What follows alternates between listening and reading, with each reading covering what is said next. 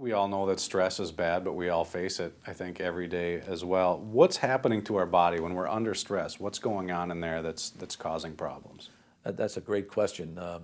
When I was an early cardiologist, I actually became a psychotherapist because I spent 10 years in training in psychotherapy. I actually got a degree in bioenergetic psychotherapy because stress, the way I see it, is much more of a harbinger of coronary disease, of a warning of coronary disease, than cholesterol ever was. I mean, stress, if you really get down to the bottom line, stress will drive up triglycerides, cholesterol, cortisol, adrenaline in the body way sooner than diet will. And it's vitally important. I mean, one of the reasons why I wrote the book Heartbreak and Heart Disease, which is probably one of my best books, I wrote it when I was 42 years old, is because I saw the connection between stress and heart attack and plaque rupture.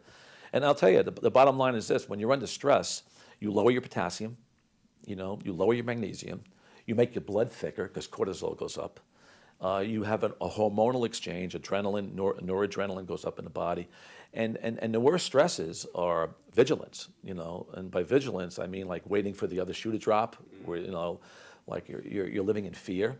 And then if you look at the emotions, anger. Anger is the Achilles heel of the cardiovascular system. You get more plaque rupture in situations of anger and rage than you do in any emotion. Sadness is or heartbreak. That's why I wrote the book, Heartbreak and Heart Disease. Sadness is a very powerful emotion.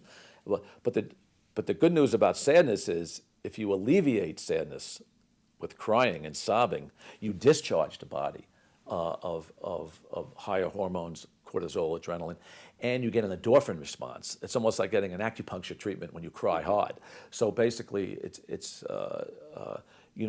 stress is a factor, but if you can manage your stress correctly, have your emotions out, and use other techniques to manage stress, you can help prevent high blood pressure, coronary disease, and even plaque rupture.